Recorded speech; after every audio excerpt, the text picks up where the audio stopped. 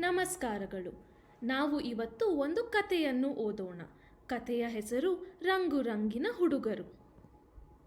ನೀನು ಹುಡುಗ ಆಗಿ ಅಳುತ್ತಾ ಇದ್ದೀಯಲ್ಲ, ನೀನು ಹುಡುಗನಾಗಿ ಇದೆಂಥ ಅಂಗಿ ಧರಿಸಿರುವೆ?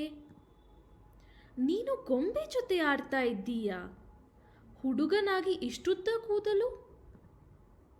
ಹೀಗೆಯೇ ಇರಬೇಕೆಂದು ಯಾರು ಹೇಳಿದರು? ಎಲ್ಲ ಹುಡುಗರೂ ಒಂದೇ ರೀತಿ ಇರುವುದಿಲ್ಲ. ಹಾಗೆಯೇ ಅವರ ಆಸಕ್ತಿ, ಅಭಿರುಚಿಗಳು ಒಂದೇ ರೀತಿ ಇರುವುದಿಲ್ಲ.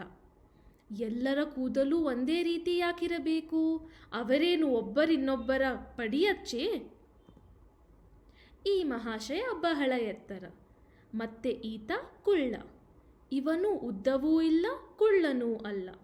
ಈತನಂತೂ ಗುಂಡು ಗುಂಡೆದ್ದಾನೆ, ಆದರೆ ಈತ ಒಣಕಲ ಕಡ್ಡಿ. ಮತ್ತೆ ಇವನು ದಪ್ಪವೂ ಇಲ್ಲ, ಸಣ್ಣಗೂ ಇಲ್ಲ.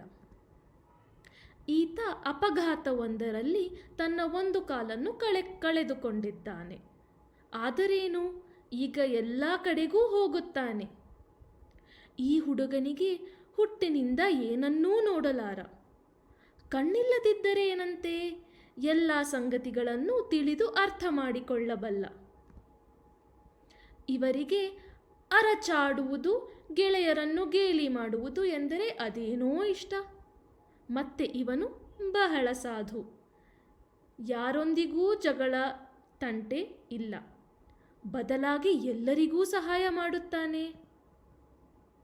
ಇವನಿಗೆ ಬಟ್ಟೆ ಹೊಲಿಯುವುದು, ಹೆಣಕೆ ಮಾಡುವುದು ಚೆನ್ನಾಗಿ ಗೊತ್ತು. ಅಷ್ಟೇ ಅಲ್ಲದೆ ಈ ಕೆಲಸ ಅವನಿಗೆ ಖುಷಿ ಕೊಡುತ್ತದೆ ಕೂಡ. ಈ ಮಹಾಶಯ ಓದುವುದರಲ್ಲೇ ಮುಳುಗಿರುತ್ತಾನೆ. ಆಟದ ಕಡೆಗೆ ಗಮನ ಅಷ್ಟಕ್ಕಷ್ಟೇ. ಸುಮ್ಮನೆ ಬಿಟ್ಟರೆ ಇವನು ಇಡೀ ದಿನ ಮೈದಾನದಲ್ಲೇ ಕಳೆಯುತ್ತಾನೆ. ಎಲ್ಲ ಆಟಗಳಲ್ಲೂ ಪಂಟ. ಇವನಿಗೆ ಬಣ್ಣದ ಬಟ್ಟೆಗಳೆಂದರೆ ಖುಷಿ. ಒಮ್ಮೊಮ್ಮೆ ಇವನು ತನ್ನ ಅಕ್ಕನ ಬಟ್ಟೆಗಳನ್ನು ಧರಿಸುತ್ತಾನೆ. ಅಮ್ಮ ಬೇಡವೆಂದರೆ, ಅಕ್ಕ ಈ ಬಟ್ಟೆಗಳನ್ನು ಹಾಕುವುದಾದರೆ ನಾನು ಯಾಕೆ ಹಾಕಬಾರದು ಎನ್ನುವ ಪ್ರಶ್ನೆ ಮುಂದಿಡುತ್ತಾನೆ.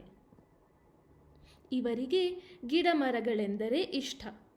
ಇವರು ಅನೇಕ ಮರಗಳನ್ನು ಬೆಳೆಸಿದ್ದಾರೆ. ಜೊತೆಗೆ ಅವುಗಳ ದೇಖರೇಖೆಯನ್ನು ಮಾಡುತ್ತಾರೆ. ಎಲ್ಲ ಮಕ್ಕಳು ತಾವು ಏನಾಗಬೇಕೆಂದಿದ್ದಾರೋ ಹಾಗೆಯೇ ಆಗಲಿ, ಏಕೆಂದರೆ ಇವರೆಲ್ಲರೂ ಬೇರೆ ಬೇರೆ ವ್ಯಕ್ತಿತ್ವದವರು.